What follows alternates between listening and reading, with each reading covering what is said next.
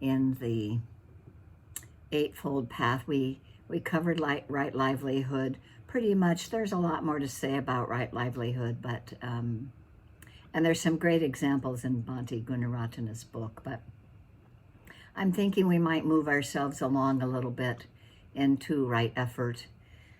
Right effort has a lot more to it than we might first expect, because it's the beginning of the last three steps of the Noble Eightfold Path. And so there's right effort, right mindfulness, and right concentration.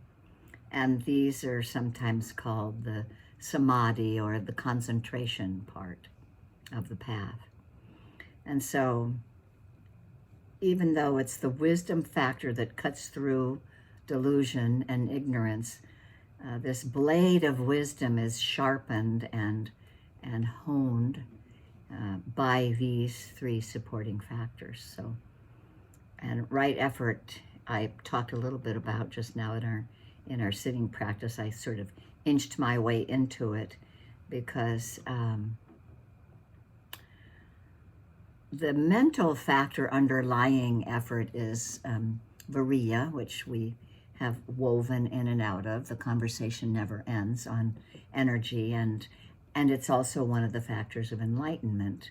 And it can be used, as we know, from if we have different kinds of goals, both unwholesome or wholesome goals. So if we use our energy in service of the wholesome, if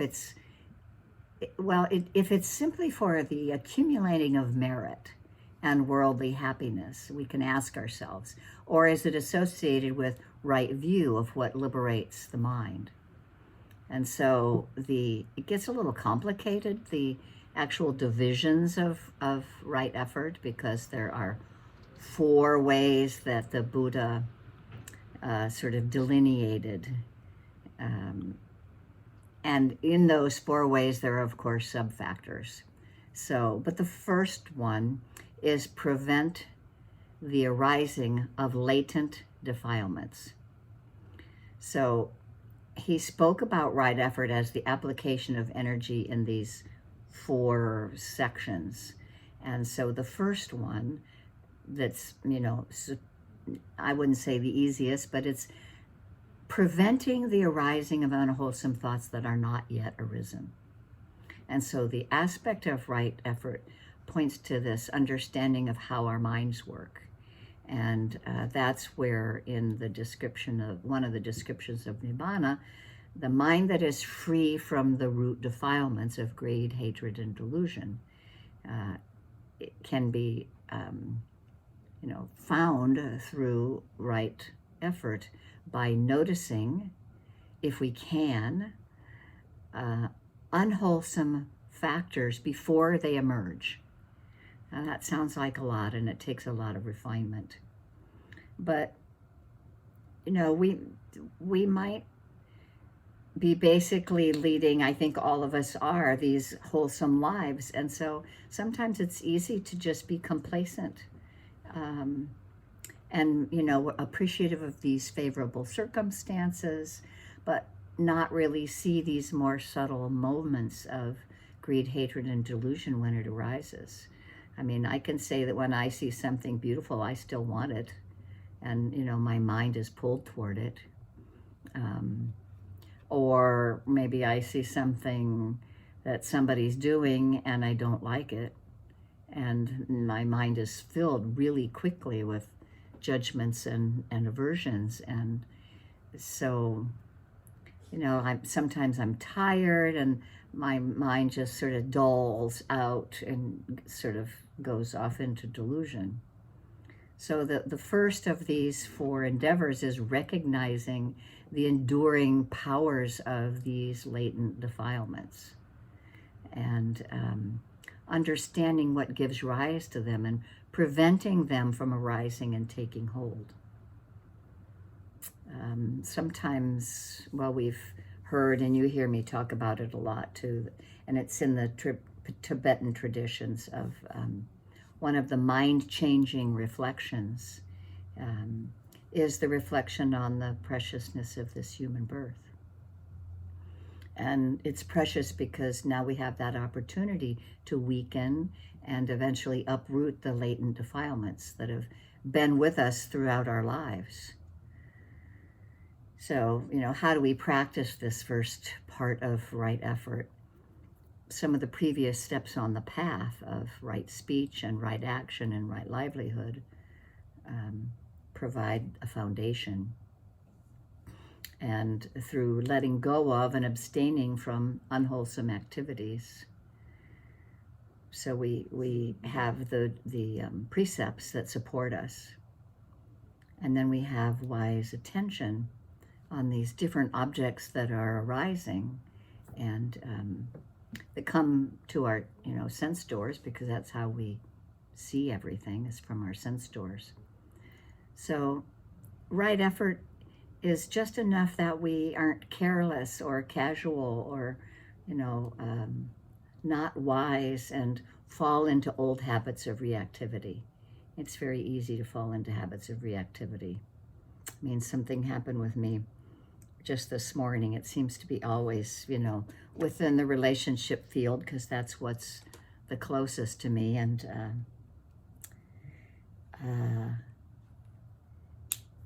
I have this latent reaction that arises when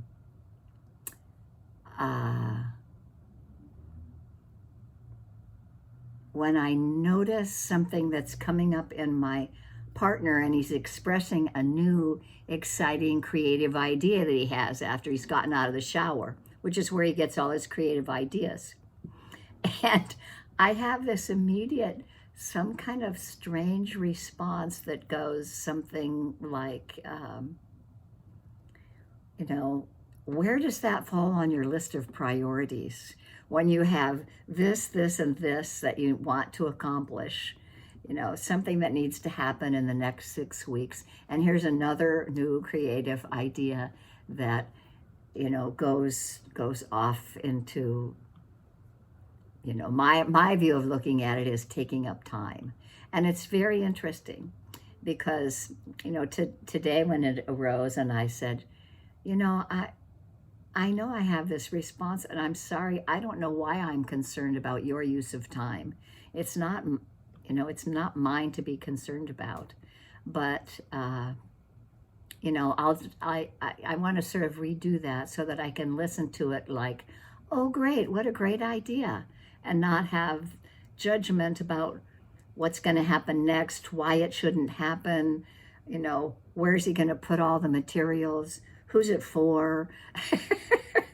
It's like, oh my gosh, these are, and I don't know if this, it doesn't really fall into hatred, ill will, or delusion. I don't know where it falls. It might fall into ill will, actually, somehow.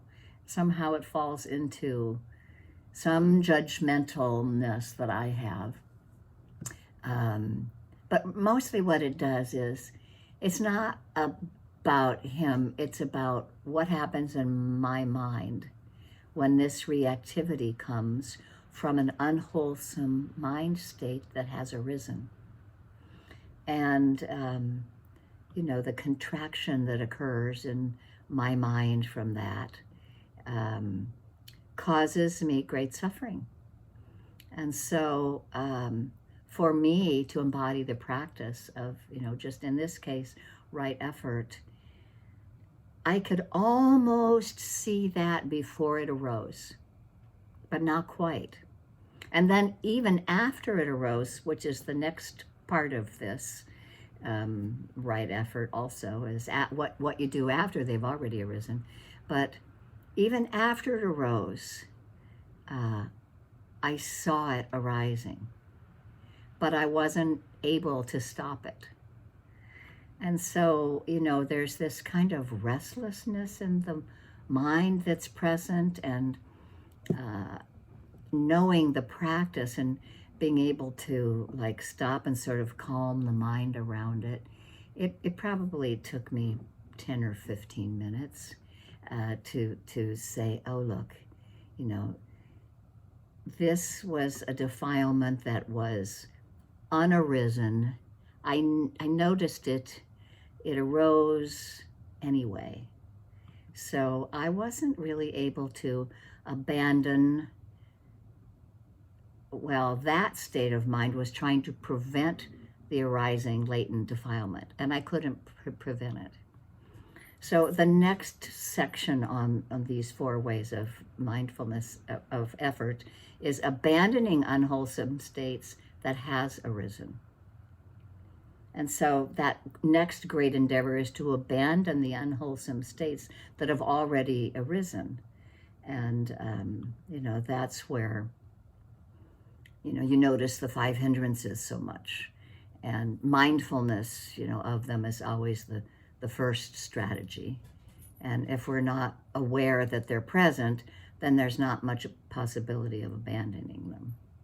And so sometimes mindfulness isn't enough, and we see the unwholesome states, and it's an expression from the Tibetan teachings. There's a quote from Dilgo Khyentse Rinpoche. At present, the natural clarity of your mind is obscured by delusions. So, at present, when that was happening for me, my mind was clouded by delusion. I wasn't able to stop what was happening. So there's a... Randall, could you read that again? The quote, at present, yes, please. At present, the natural clarity of your mind is obscured by delusions. And I would say, that's what happens when reactivity occurs. That it's the natural clarity of the mind is obscured. But I question the natural clarity of the mind. It doesn't seem so natural. Well, the natural clarity of the mind is what is being obscured.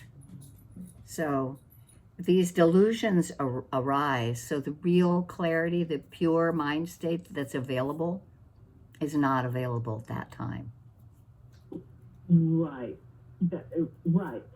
So, however, it seems like it's not a 50-50 thing here. There's a natural state, and then there's the delusional state.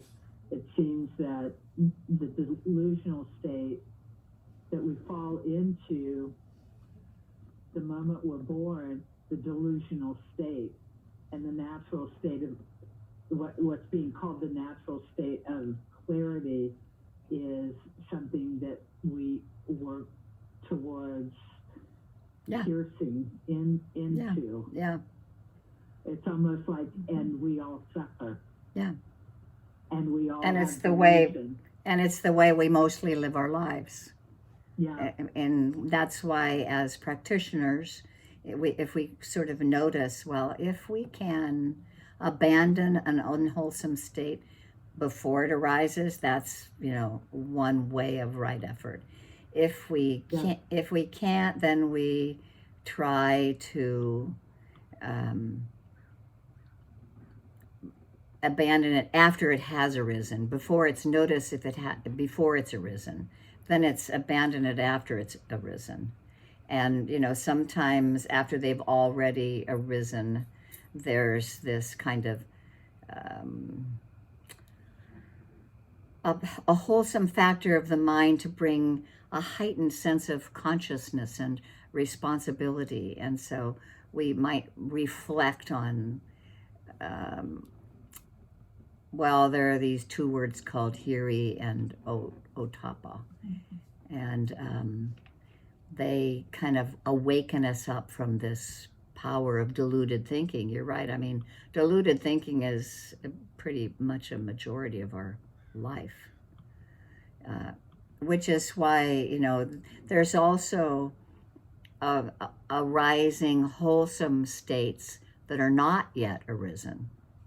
So we try to arouse the wholesome states that haven't yet arisen. So that's like arousing what we try to do with loving kindness and compassion. That and it gets a little more complicated because it also goes in these different levels of awakening. because then the fourth one of those four is maintaining and strengthening wholesome states that are already arisen. So we've got two ways of dealing with unwholesome states and two ways of dealing with wholesome states. Margaret, did you want to say something? Well, I was just wondering to back up a little bit and use, if you don't mind, your situation that you were in earlier in the day. If you might have possibly been able to recognize that you were not really sure how things would unfold if he had gone about his, in reality, but we feel like we know. And, I've been through this, and I think everyone has. I know where this is going. Right. You know what I mean? And the complicated part is sometimes we can recognize, where it might be going, but as a habit, we don't want to cling to that notion that we always know which way this is going, the situation is going. And I guess that's where the delusion is. Mm-hmm. Mm-hmm. Yeah. Because I think it does happen to us all. Assumptions that we make. Mm-hmm. And those assumptions fall into place very quickly. Yeah. Unless we're able to step back from them. Mm-hmm. And it's not easy. It takes a lot of practice. So if I were to employ right effort, in situations where I know that this is a latent habit of mine that arises on a regular basis, it's not a surprise. And so, I can use mindfulness to look at how I'm dealing with it. But if I want to employ right energy and right effort, I can take the time to just notice on a more subtle basis, when does it start to arise? When do these latent habits of greed, hatred, and delusion, when do they start to arise? And we just do our best. So we try to notice before they're arisen and prevent them from arising. And we try to abandon them once they have arisen. And then we put the arousing of that energy into wholesome states that are not yet arisen. So we arouse those states that are more wholesome. Kindness. Meaning things like an open heart. Or loving kindness and compassion. Loving kindness, right? Mm-hmm. Acceptance and yeah. And like risking at that moment that you have the impulse to say something negative, say something positive, just like you said. Yeah. Oh, well, that's an interesting idea, and just see how that unfolds. Yeah. Just, don't let the reactionary words just blurt out of my mouth. Yeah, because they can take hold in the heart, I know. Mm-hmm. Yeah. And then if we can maintain and strengthen the wholesome states that are already arisen, then Joseph uses an example in his book. Let me see if I can find it and it's appropriate, but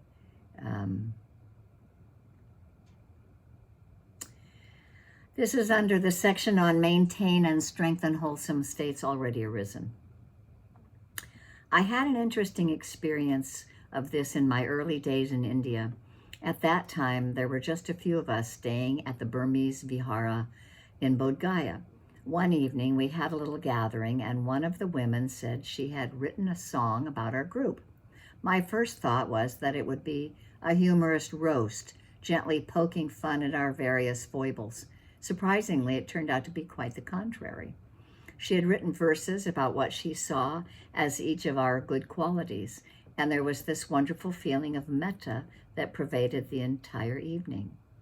It's a good practice to recollect the factors of enlightenment or any other wholesome states and become familiar with them. In this way, we can recognize them when they arise and cultivate their growth. Recognizing these beautiful states of mind factors in ourselves strengthens our confidence and inspires even further right effort, and it puts us on the glide path of awakening. So reflecting on, what you know about the Dharma, like the 7 factors of enlightenment, or even just the 4 Brahma Viharas, or the 10 paramis, that we reflect on those things that are the more wholesome states of mind. So that's sort of the breakdown of the 4 sections of right effort. And there's, like more to the right effort path. Particularly involved are the 10 fetters. And to let go of our sort of unwholesome mind habits, we have to recognize what they are and try to eliminate states of mind that block us from experiencing happiness. And so it's sort of like weeding the garden.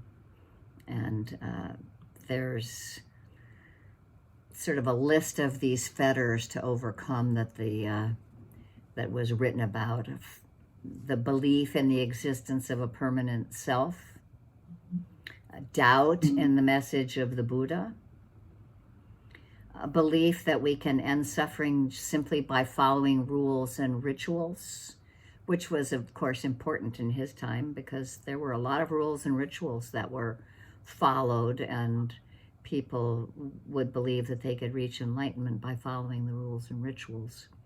And then there's greed for sensual pleasure and hatred. And then there's also some more subtle things, like the subtle desire to exist in a finer material plane, like the subtle desire to become a deva, or to be reborn in the God realms. And there's also a subtle desire to exist in immaterial form. And then there's conceit and underlying perception of self-identity, and even restlessness and worry and ignorance. Those are all part of the 10 fetters. And so if we know them, and, if we think about greed So as... ignorance is in and of itself a fetter? Uh-huh. Yeah. And it's one of the last to go. Mm-hmm. Which is interesting. But then again, we've mentioned that this is not linear, so we have to be careful not to, to think of it as such. Yeah. I mean, we can also just sort of come up with our own sort of mental list of weeds, like, when you're experiencing rage or jealousy or lust or vengeful, and, you can't simultaneously be happy. And so, underneath these negative states, no matter how they come up, are these basic roots of greed and hatred and delusion or ignorance. Mm-hmm. And, you can sort of think of greed in combination with ignorance as the root of all these mental weeds. That greed manifests. Really? Yeah. Wow, I just don't have that as a definition. Ignorance as to be inserted in this kind of processes. I mean, I think of ignorance as uneducated. No, this is ignorance like... Someone who doesn't know. Yeah. No, this is like, the words of greed, hatred, and delusion. Well, it's also desire, ill will, and ignorance. So ignorance is the parallel word for delusion, for not knowing. It is not knowing, but it's not about somebody else being not knowing. It's about us being deluded or not being able to understand or, not knowing, so we can't see clearly. Right, right. Yeah, it's just like the assumptions that I mentioned we all make. Mm-hmm. Those assumptions fall into that category of delusion. Yeah, they're like Because we control it. distortions. What's up? They're like distortions of Yeah, understanding that affect our thoughts Exactly. and the way that Mhm, it's like the way canals are affected, that mhm. the way they affect the flow of water. The deluded mind state can, stop us from not feeling, or they can cause us to feel ill will. Yeah, because we identify so closely, all of a sudden we close in Mm-hmm. or constrict around them. Yeah. I think that's, identification. It's like, I know. And I think we've all been there. Yeah. And that's, right what I did when you came out of the shower. I know. Yeah, I know where this is going. Yeah. I should just be perfect. Done that. I should just be perfectly satisfied that your imagination goes wild in the shower, and that's where you get all your good ideas. Great. Just tell me about it before you spend, $900 on that fancy CNR machine or whatever it was called. Anyway, I mean, some of these things are really subtle too, like the belief in permanent self and having doubt, and these fetters can give us a lot to work with. Mm-hmm. And Can I ask every you about doubt? what? Can I ask you about doubt? Yeah. When you were talking about the fetters, you're saying that doubt in the context of doubting the Buddha's teachings, Mm-hmm. or doubting the path or the Dharma. The process. And there's also self-doubt, which of course is, obviously saying, oh, I do have a self, and there is self-doubt. If I don't have a self, then who's the doubt? Where's the doubt? What is the doubt? If there's no self, how can there be doubt?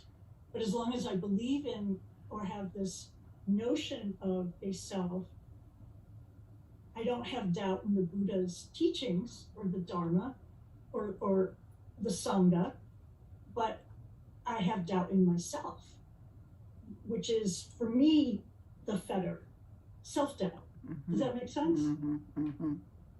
Yeah. But when the Buddha described doubt as a fetter, was he just referencing, or the many monks who transcribed and did all of this, were they just referencing the Buddha's teachings? Pretty much. I mean, and it kind of got a little more esoteric, like, because one set of doubt-inspiring topics, during his time revolved around questions like, did I exist before birth? And what kind of past lives did I have? And what are they like? And is there life after death? And, will I be annihilated? Is there a heaven or a hell? Much bigger questions than self-doubt. And even then, he basically said to not bother to think about those things because they are endless and they perpetuate this whole, like, do I have a self or not? And, am I perceiving the self by the means of the self, which is sort of what you're talking about. Yeah. It is endless, right? Yeah, they lead us down these blind alleys and into these thickets of doubt and confusion, and engaging in them keeps us from paying really mindful attention to what's really important. And these kinds of questions can't ever get answered, according to him, very satisfactorily, and they just distract us. So until we can sort of see that we can get ourselves more into kind of the first stage of enlightenment, these are going to linger in the mind. And so the Buddha advised people to simply watch these questions arise and pass away, and not follow them and not worry about them, and proceed with your attempts to understand and reflect upon what you know by personal experience, not just by reasoning. So, but what you're saying of falling into personal experience of doubting oneself, that's more of Hindrance. a mental factor. Yeah, it's And also a hindrance, yeah. right? Mm-hmm. And it's also delusion. Yeah, because we identify with being inadequate, Mm-hmm. and there's no need to. But you really have to work with the practice to begin to recognize that. Yeah. I mean, having faith in the Buddha's path to happiness that so many other people have followed to enlightenment, you know, and it's sort of faith in the Buddhist terms means more like confidence. And, you know, confidence that's based on what you've seen so far, and confidence in what maybe you can project to be true based on what you've seen and Mhm. maybe personally observed. And Experimenting with Yeah. the practice. mhm. Did you say competence with the P F. or with an F? F, Got it. confidence. Yeah. Yeah. Because when we observe, whenever we're full of negative mental states, you know, we suffer. Mhm. And when we recall that when we're full of positive states, we feel happy. And so when all of these states change and we see their impermanence, and these are just kind of facts, and so we can have confidence. And this kind of confidence keeps us on course, you know, to have a deeper realization of the truth. And then that doesn't leave so much room for doubt. Even the simple confidence in what am I thinking for a second here? All of a sudden I lost it.